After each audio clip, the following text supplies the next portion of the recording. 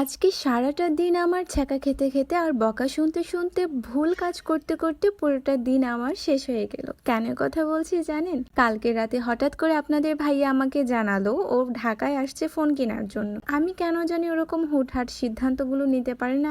আমার ক্ষেত্রেও সেম, আমি কাউকে হুটহাট সিদ্ধান্ত দিতেও পারি না। সকাল হওয়ার জন্য অপেক্ষা করছিলাম এন্ড সকালে আম্মুকে জানালাম। আম্মুকে জানানোর পর তো সেই দিল এক বকা যে ওনার জামাইকে কেন আমি বাসায় আসতে বলিনি এখনো পর্যন্ত। অ্যান্ড দেন আম্মু নিজেই ফোন দিয়ে তার জামাইকে আদরে বলল আসতে। তো ওর সাথে আম্মুর কি কথা হয়েছে সেটা আমি ওইভাবে ভালো করে শুনিনি। অ্যান্ড দেন আমি যখন দুপুরের পর আপনাদের ভাইয়াকে ফোন দিলাম তখন আমাকে জানালো আসবে, মানে আমি শুনতে পেয়েছি যে সে আসবে। তখন আম্মুকে আবার জানালাম নর্মালি একটা জামাই আসলে যে আদরের ব্যবস্থা করা হয়, আমার মা ওইটা নিয়ে ব্যস্ত ছিলেন। আমার উপর দায়িত্ব পড়েছিল পুরো রুমটাকে গোছানো সাজানো। আমি খুব কষ্ট করে সেটাই করলাম, যা কখনো রেগুলার হয় না আমার দ্বারা। তবে খুব এই গরমের মধ্যে ঘর গোছানো, ঘর মোছা, ঘর ঝাড়ু দেওয়া অনেক কষ্টের একটা ব্যাপার, যেটা আমি করেছি। অবশ্যই রান্নাটা আরো কষ্টের, যেটা আম্মুতে যাচ্ছিল। তো বিকালের দিকে যখন আমি আবার ফোন দিলাম যে কখন আসছো, কখন বেরোচ্ছ, আমাকে কি বলছে জানেন?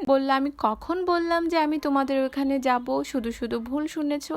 আমি কি এতটাই ভুল শুনি বলেন তো? অ্যান্ড দেন আম্মুকে বললাম অ্যান্ড আবার একটা ঝাড়ি খেলাম। আমি নাকি ওনার জামাইকে আসতে বলিনি, সেজন্য আসছে না। আরে ভাই, যেদিকে যাই সেদিকেই শুধু আমার দোষ। কি আর করব, দুঃখ ভরাক্রান্ত মনটাকে নিয়ে ভিডিও করে বেড়াচ্ছিলাম আপনাদের জন্য।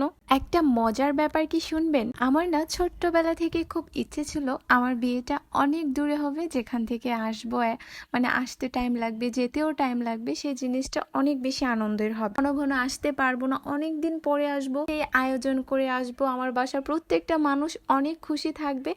আজও কিন্তু সেটাই হয়, তবে একটাই কষ্টের হয়ে গিয়েছে, দূরে আসা যাওয়া করতে করতে একবারে জানটা যায় অবস্থা হয়ে যায়। আমার শ্বশুর বাড়ি কুষ্টিয়া, আমার বাবার বাড়ি ভৈরব। তো এই আসা যাওয়াটা করতে অনেক বেশি কষ্ট হয়ে যায়।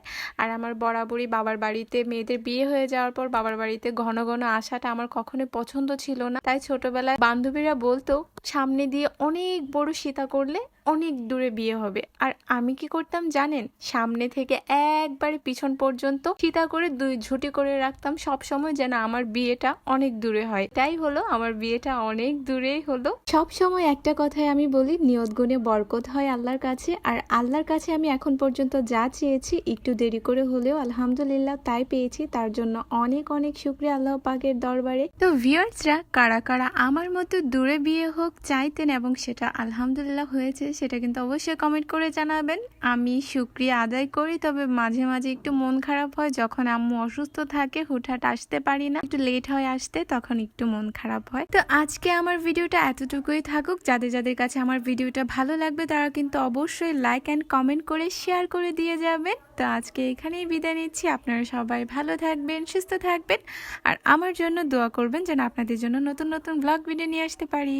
আল্লাহ হাফেজ, আসসালামু আলাইকুম।